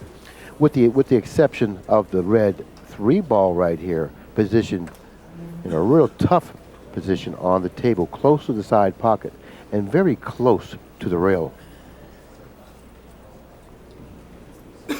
Now, if he kicks this and hits the 1, the 1 may even go into the 3, removing it. No, he's kicking it a very professional way. He doesn't want to take that 3 away. Yeah. He's not going to get a cushion. He's not going to get a cushion. No rail after contact, Mr. Jones. Okay, very quickly, take a look at the situation what's developed here. The 4 ball is on this side of the table, the 3 is here. He bumped the 6 ball over here. Now that 6 ball is a potential interfering ball. So to alleviate that problem, what I would do if I were he, I would play the 1 ball and try to move the 3 ball now. That would give him the ability to drop for the 4 much easier. I don't know if he's going to do that, but I would consider that as an option. See, I may even put the cue ball here. Excuse me. I may put the cue ball here, pocket the 1, and go into the 3, move the 3 away from that position. Because when he goes from the 3 to the 4, it's going to be very difficult because of the position of the 6.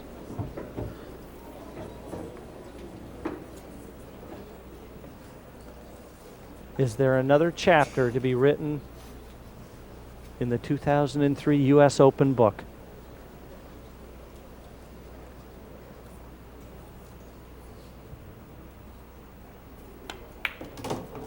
No, he certainly got himself an angle. This time, too much of an angle. See, that 3 ball was laying really, you know, awkwardly on the table there. Not very much margin for error in terms of playing position on it and still coming up with a good angle to go cross table for the 4. Now, this shot has to be hit clean.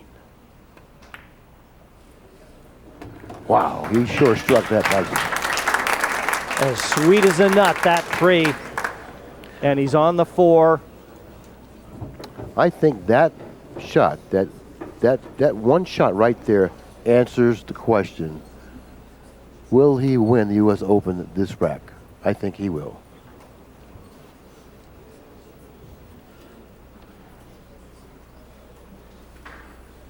Every shot takes on added significance, though.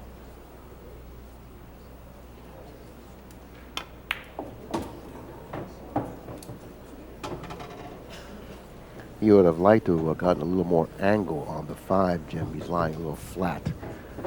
So therefore, he's got to make his mind up what he needs to do to play position for the 6 to drop for the 7, which is positioned at the other end of the table. Maybe he'll draw straight back, playing position for the 6 in the lower right-hand corner. But then again, maybe he can bounce off that cushion. Well, he was able to get off the cushion enough to where now he'll be able to draw the cue ball off that side cushion back down table toward the 7. This is the last hurdle for Jones to get over right here. Yeah, and it really isn't that much of a hurdle. He'll pocket the 6, drawing the cue ball in this area right here. This is where he wants to be.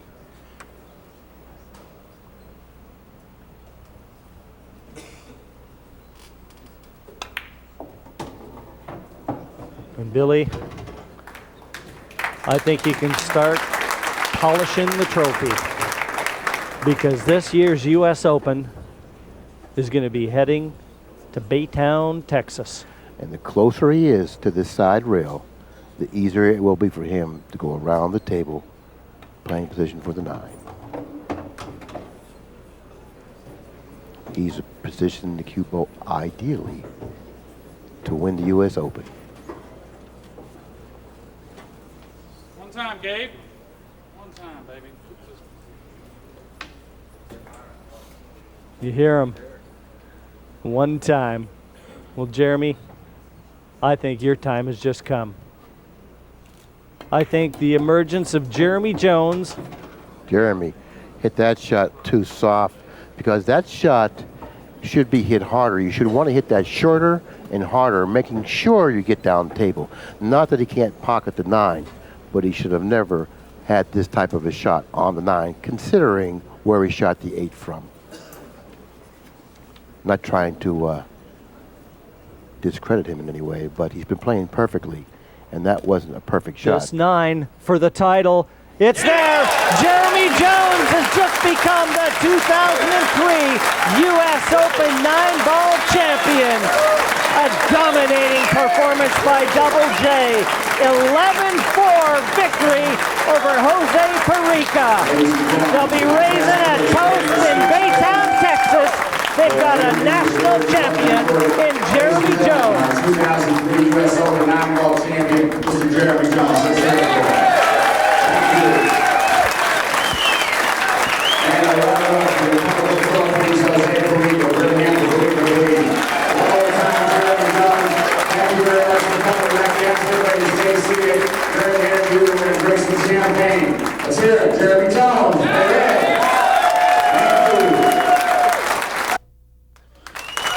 Welcome back, everyone, and tonight we crown a new U.S. Open 9-ball champion. But before we get to the presentations, both Billy and I are just going to have a quick word with our winner and our runner-up. Billy? Well, Jose, 150 of the strongest players in the world came here to Chesapeake to fight for this crown. You finished second. That's really an accomplishment. I'm really proud of you. And another thing is, You really don't have anything to be ashamed of tonight because it was all the Jeremy Jones show. I mean, he totally took control of the match. You really had nothing to say about it. Yeah, I know. When I brought the first game and play good shape, then he kicked the ball in, I know it's going to be him. I saw the future. Well, I'll tell you what. Playing well, he certainly played well. You have to give him credit for that. He deserves to be the champion. Jim? Yes, Jeremy Jones, 2003 U.S. Open 9-ball champion. Sounds pretty good, doesn't it? That sounds great, Jim. Sounds perfect. Now, Jeremy, I've had a chance over the years. I've seen you play an awful lot. I have to say, this is as good as I've ever seen you play. Yeah, I played really well today, and I made it to the final in 99 and played really well and got beat. I told myself if I could just hover somewhere around how I played in 99, I'll take my chances on winning the title today. Well, you know, you've got the Mosconi Cup coming up in December. It's going to be pretty hard now for the Americans to overlook the reigning U.S. Open champion, isn't it? Oh, yeah, I'd love to be on the team, but if I don't make it, I'll be there to support the guys and bring them home. Well, listen, let's get to some of the important stuff now, Jeremy. I mean, congratulations, an unbelievable night. I know they're going to be toasting you down in Baytown, Texas, no doubt about that. But let's call our tournament promoter, Barry Berman, in. Barry, I think there's a little matter of some financial ramifications.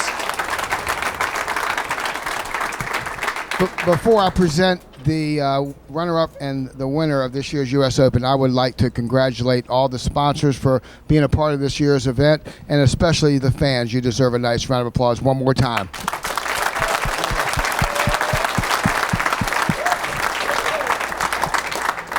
Jose, it gives me great pleasure. You've been to the Final four times.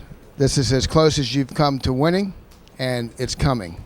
You're still a young man with a baby face, and I'm going to give you a check in a little while for $15,000. And, of course, the runner-up plaque. Believe me, a lot of players would cherish even the runner-up plaque, and you've got a tremendous future ahead of you. At this time, ladies and gentlemen, I'd like to present Jose Parica, his runner-up plaque, and he'll get his check in just a few minutes. Let's give him a tremendous round of applause for runner-up this year's U.S. Open.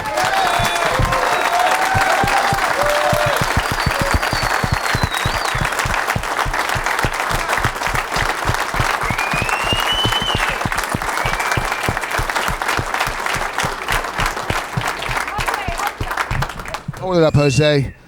You deserve it, baby. And now, a little bigger check for our winner, Barry. Talking about big. Yes, he gets the big check this year, Jim. Ladies and gentlemen, it gives me great pleasure. A deserving young man. As he said, he came in second in 1999 behind Johnny Archer, the #1 player in the world. And he's been waiting for this for a very long time, 4 years to be exact. He went undefeated, an unbelievable task with this strong field. The 18th individual winner of the 28 years of the U.S. Open 9-ball championship. It gives me great pleasure to present this year's champion, 2003, to Mr. Jeremy Jones. Let's give it up.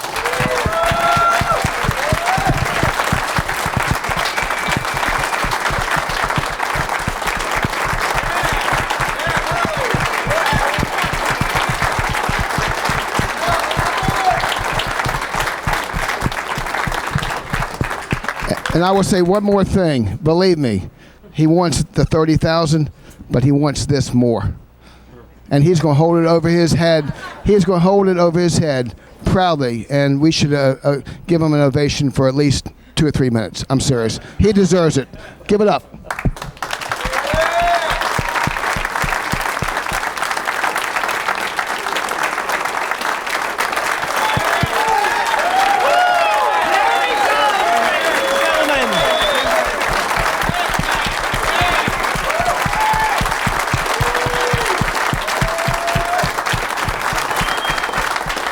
It's been another memorable evening here from Chesapeake. It seems to follow suit each and every year. But I can tell you, for Billy Incardona, myself, and everyone associated with this event, we can hardly wait till next year. Good night, everyone.